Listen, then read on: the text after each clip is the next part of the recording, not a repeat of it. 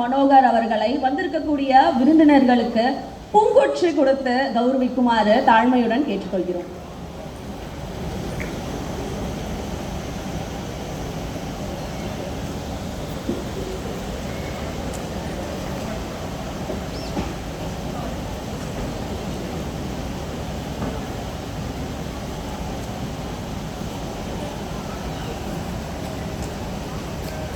தமிழ்நாடு முன்னாள் தலைமை செயலாளர் திரு வி இறையன்பு IAS அவர்களுக்கு பூங்கொற்று வழங்கி மற்றும் சால்வை அணிவித்து மரியாதை செலுத்துகிறார்.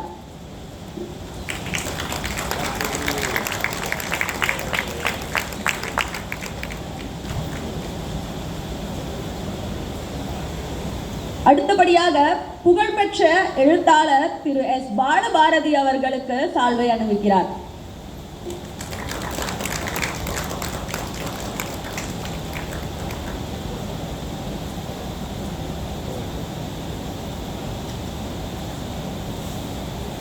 அடுத்தபடியாக திரு ஜெயக்குமார் சுதந்திர பாண்டியன் அவர்களுக்கு மரியாதை செலுத்துகிறார்.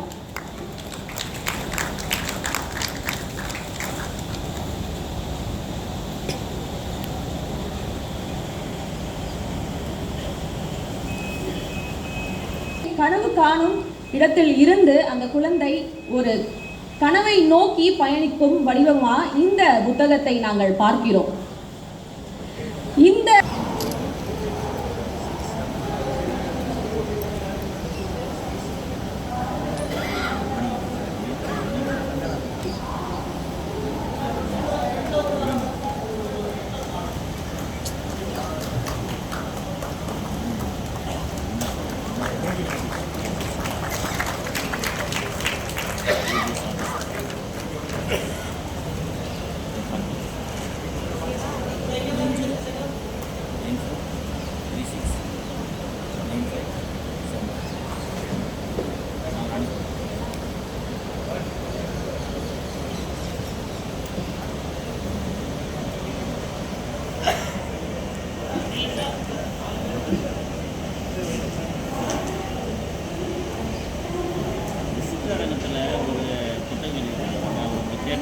ஒரு சாதாரண வாழ்க்கையை நூலாக வடிவமைக்கலாம்.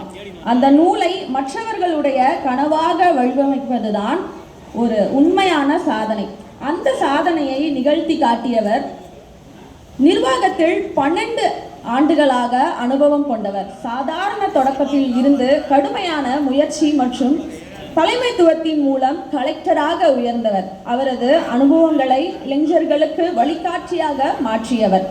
மற்றும் இந்த நிகழ்ச்சியின் கதாநாயகன் doctor V Ram Prasad Manohar IAS Bengaluru குடிநீர் மற்றும் வடிகால் வாரியத்தின் தலைவரை பேசுவதற்காக அழைக்கிறோம்.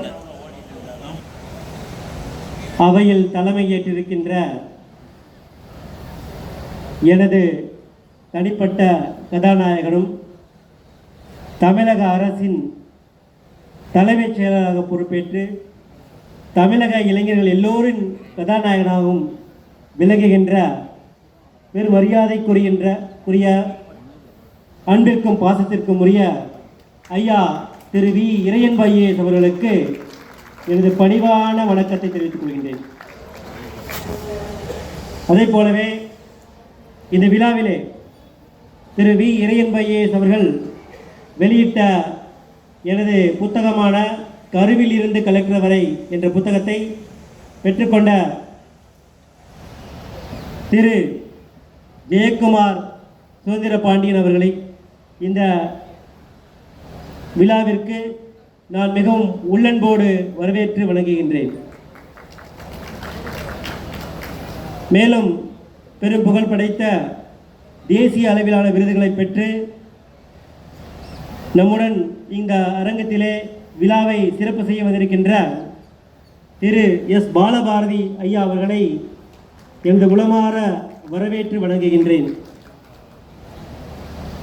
மேலும் சமயம் பாராமல் பல திசைகளில் இருந்து வந்து இந்த அரங்கத்தை நிறைத்திருக்கின்ற வாசக பெருமக்களுக்கும் எனது மனமாற வாழ்த்துக்களையும் வணக்கத்தையும் தெரிவித்துக் கொள்கின்றேன். இன்று சென்னையிலே 49வது புத்தக கண்காட்சி திருவிழா நடைபெற்று வருகின்றது. இந்த தருணத்திலே நானும் ஒரு புத்தக வாசிப்பாளர் என்ற முறையிலே இந்த புத்தகத்தை, நான் எழுதிய இந்த புத்தகத்தை எனது ஆசானாக நான் கருதுகின்ற திரு இறையன் பையேஸ் அவர்கள் கையால் வெளியிட்டதை பெருமையும் பெருமகிழ்ச்சியோடு நான் நினைவு கூறுகின்றேன்.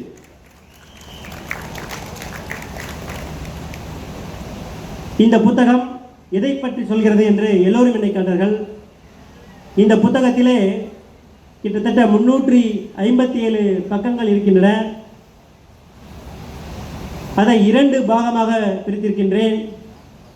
முதலாவது பாகம் உன்னை உயர்த்து, இரண்டாவது பாகம் பிறரை உயர்த்து. இந்த புத்தகத்தை எழுதும்போது இதை ஒரு சாதாரண சுய முன்னேற்ற புத்தகமாக தான் எழுத வேண்டும் என்று தொடங்கினேன். எழுத ஆரம்பித்த போதுதான் தெரிந்தது இது வெறும் சுய முன்னேற்ற புத்தகம் அல்ல, இது ஒரு சுய சரிதையின் மூலம் மாணவர்களையும் இளைஞர்களையும் ஊக்கப்படுத்த வேண்ட ஒரு புத்தகம் என்று உருப்பெற்றது. எப்படி சிறு மலை துளி சுளையாக வந்து நீரோடையாக தவழ்ந்து நதியாக விரிந்து கடலிலே கலக்கின்றதோ, அதை போலவே எனது எண்ணங்களை, வாழ்வின் ஓட்டங்களை எப்படி இந்த நிகழ்ச்சிகள் மாற்றி அமைத்திருக்கின்றன, எப்படி ஒரு சாதாரண நடுத்தரத்திற்கும் கீழே இருக்கின்ற ஒரு ஏழை மாணவன் தனது வாழ்விலே ஏற்படுகின்ற சவால்களையும் சிரமங்களையும் படிப்படியாக கடந்து வர முடியும் என்ற எனது அனுபவத்தை என்னை போன்ற நடுத்தர குடும்பத்து மாணவர்களுக்கு பகிர்ந்து கொள்ள வேண்டும் என்ற என்னுடைய அளப்பரியா ஆவலின் ஒரு வெளிப்பாடு தான் இந்த புத்தகம்.